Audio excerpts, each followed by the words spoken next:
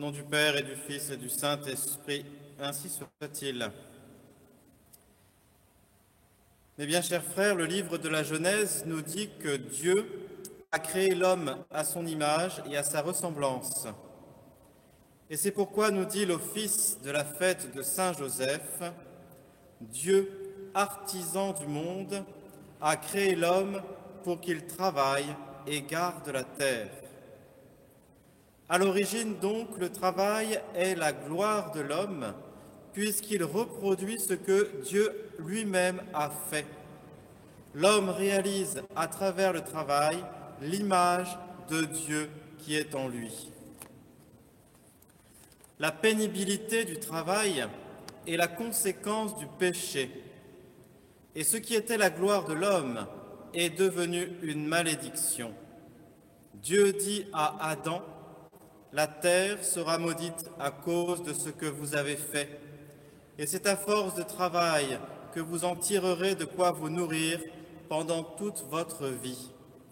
Elle vous produira des épines et des ronces, et vous vous nourrirez de l'herbe de la terre. Vous mangerez votre pain à la sueur de votre front, jusqu'à ce que vous retourniez dans la terre d'où vous avez été tirés. Mais en venant parmi nous, sur terre, et en travaillant de ses mains aux côtés de Joseph, son père adoptif, le Fils de Dieu a redonné au travail ses lettres de noblesse, au point que Jésus était reconnu par tous ceux de son village comme étant le fils du charpentier. Ainsi, le travail n'a de valeur, comme nous l'a dit saint Paul, que s'il est ordonné à Dieu. Et à l'école de Joseph, tous ceux qui travaillent doivent apprendre qu'en obéissant à l'ordre de Dieu, ils soumettent la terre et contribuent à la prospérité économique, tout en gagnant en même temps les récompenses de la vie éternelle. C'est le pape Pie XII. Le pape Pie XII qui a institué la fête de Saint Joseph artisan en 1955.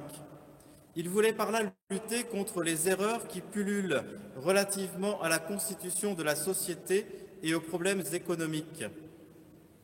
Il voulait aussi christianiser la fête du travail du 1er mai, et orienter le monde ouvrier vers l'Église.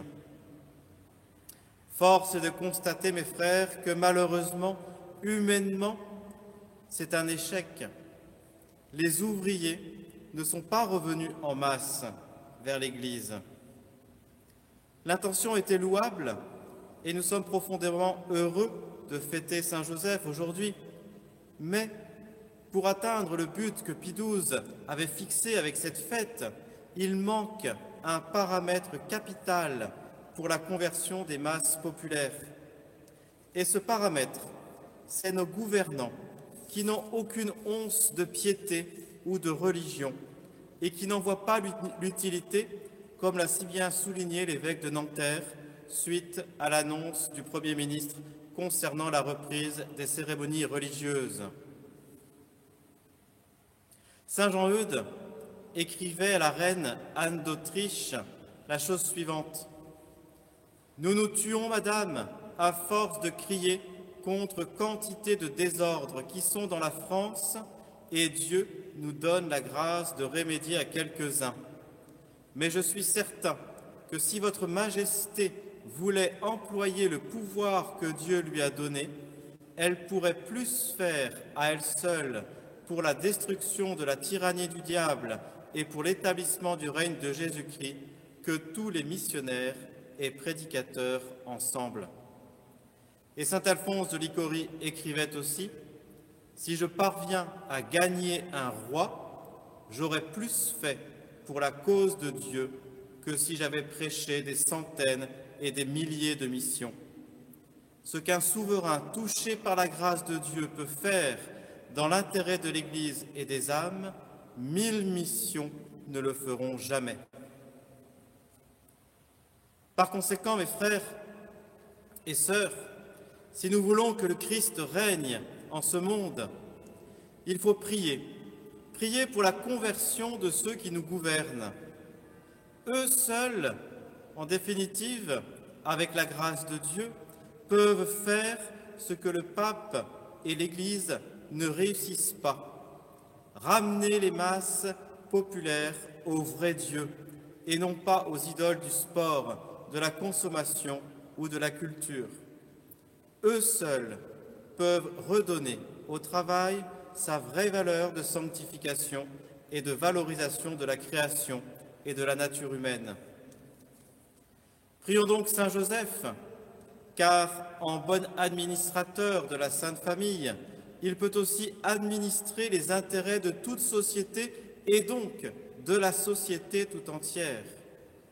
Prions-le donc pour que Dieu suscite des hommes politiques et des chefs d'État vraiment chrétiens, des personnes douées d'une véritable prudence politique qui n'aient pas peur d'affirmer leur foi devant les loups enragés de l'athéisme et du consumérisme dégradant.